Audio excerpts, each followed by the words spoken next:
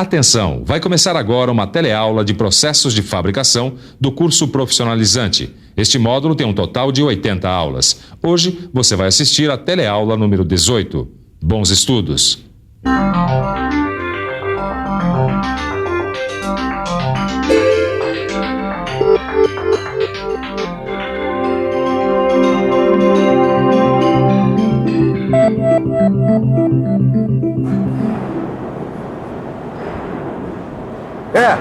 Nada como a tecnologia.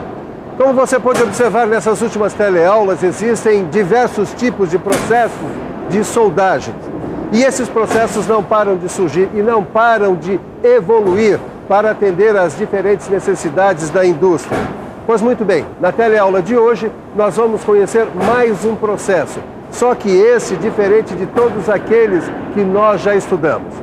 Fique atento. Hoje você vai conhecer a soldagem por resistência. Vai saber por que ela é uma das mais versáteis que existem. Vai conhecer o equipamento necessário para fazer esse tipo de soldagem e vai descobrir quais são suas aplicações. E então, vamos nessa? Pois então, prepare-se que a nossa teleaula está começando.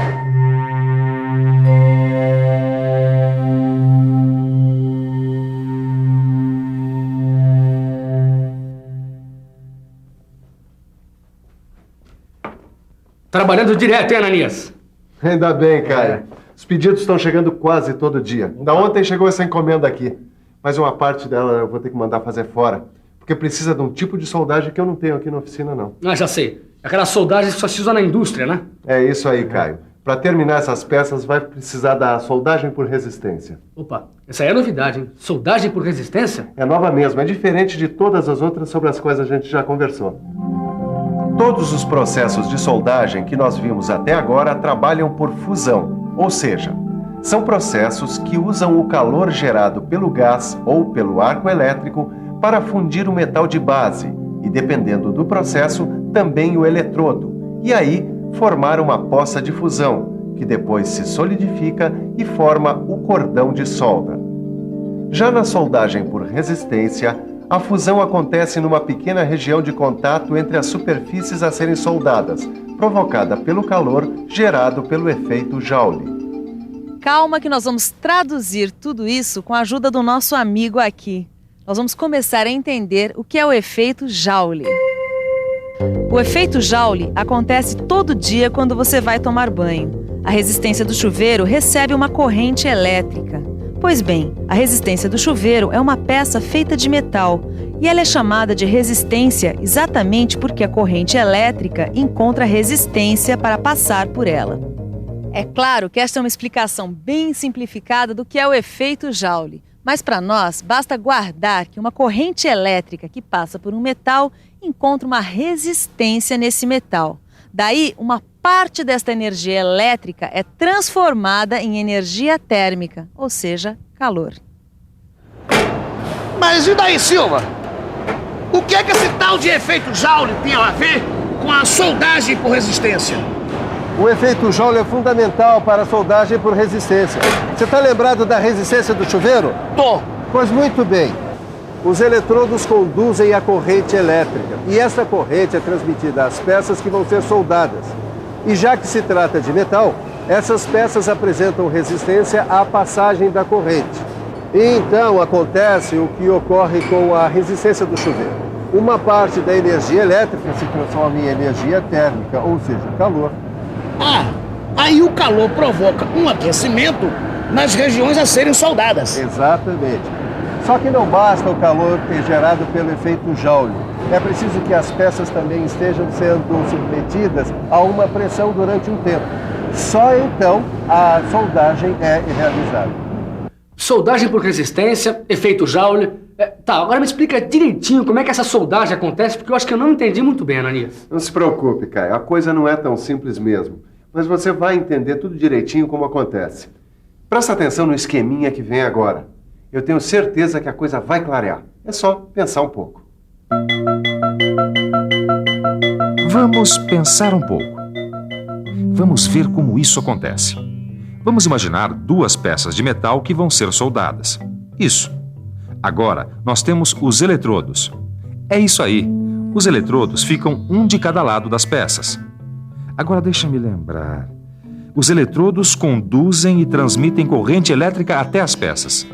Como nós temos a resistência entre as peças à passagem da corrente elétrica, aparece o efeito Joule. Uma parte da energia elétrica vira energia térmica, ou seja, calor.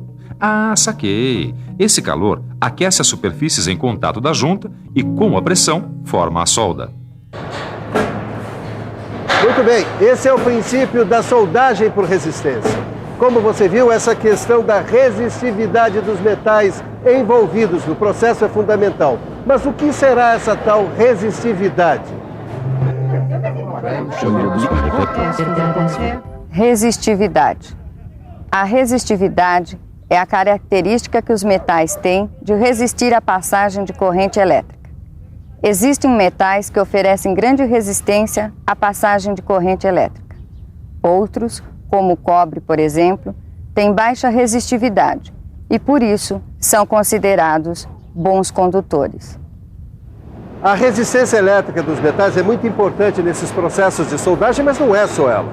A corrente, o tempo e a pressão também estão entre os parâmetros que interferem na quantidade de calor que vai ser gerada para a soldagem. Agora, é bom entender que a resistência é o princípio que permite a ocorrência da soldagem. E esse princípio aparece de diferentes maneiras em vários processos de soldagem. Peraí, Silva. Quer dizer então que a soldagem por resistência não é um processo de soldagem? Que negócio é esse? É isso mesmo, não é um processo, é um princípio.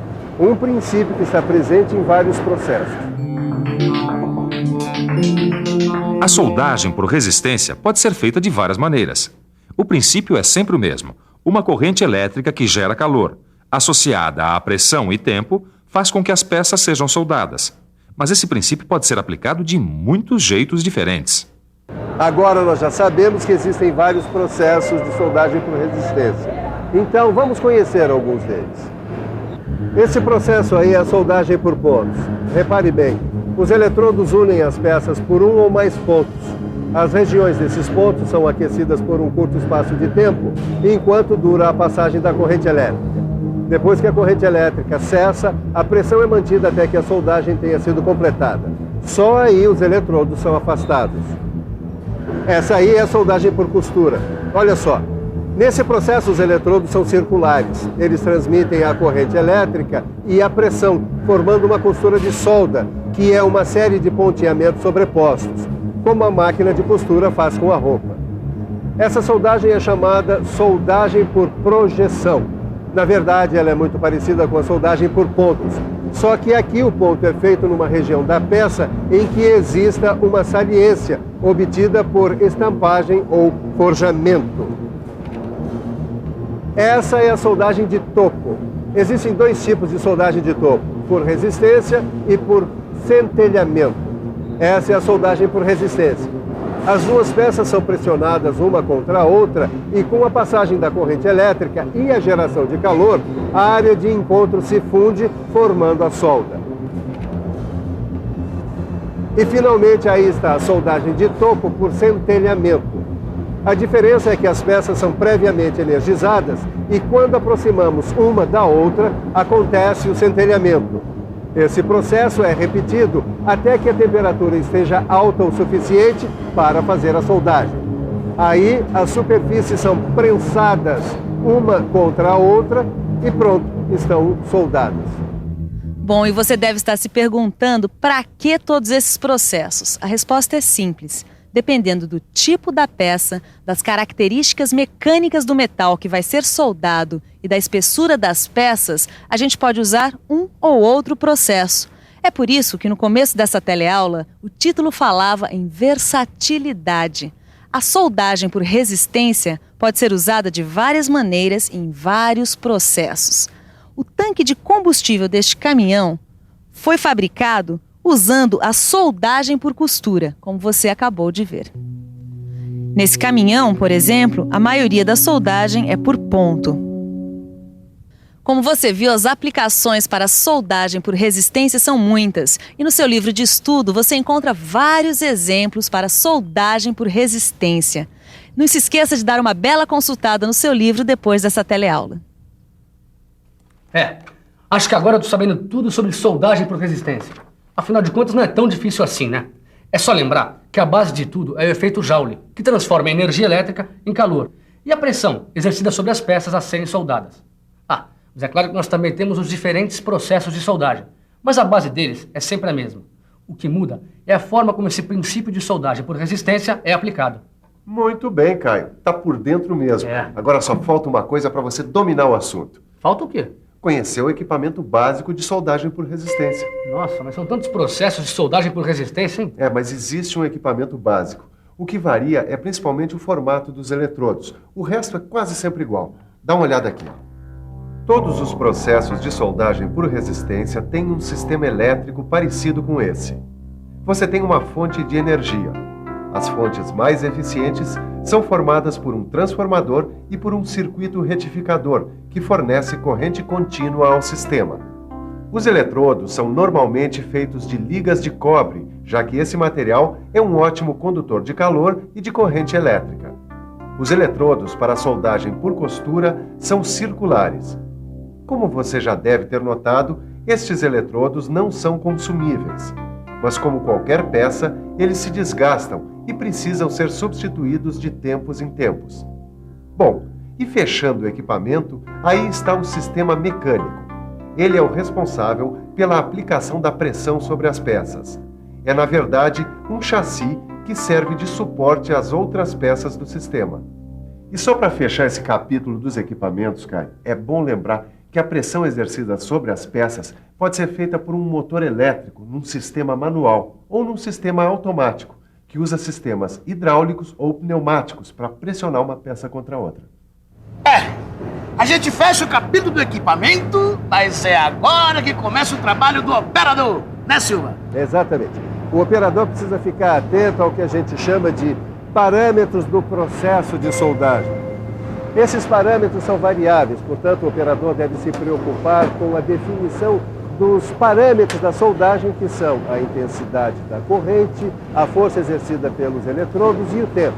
Além disso, é importante que a junta seja montada de maneira que a resistência na interface das superfícies a serem soldadas seja a maior do circuito elétrico da junta, pois é exatamente nessa região que se deseja concentrar o calor e provocar a soldagem. É isso. Esses dados técnicos aparecem nos manuais especializados. E como você já sabe, eles variam dependendo do tipo de soldagem que vai ser feita. E beleza, não é? Nessa teleaula de hoje nós aprendemos mais do que um processo de soldagem. Nós estudamos um princípio de soldagem. Pois muito bem, agora é a hora da nossa revisão. E atenção, se liga aí que é a hora da revisão. Na teleaula de hoje, você aprendeu o que é soldagem por resistência, viu o que é efeito Joule e aprendeu por que esse efeito físico é tão importante nos processos de soldagem por resistência. Você aprendeu também que a soldagem por resistência é um princípio que aparece em vários processos de soldagem. Viu que esses diferentes processos atendem a diferentes necessidades. Finalmente, você ficou conhecendo o equipamento básico da soldagem por resistência e viu quais são os principais parâmetros a que o operador deve ficar atento para fazer uma boa soldagem. Mas agora está na hora de você aprofundar tudo o que você viu nessa teleaula no seu livro de estudos. Então, bons estudos e até a próxima.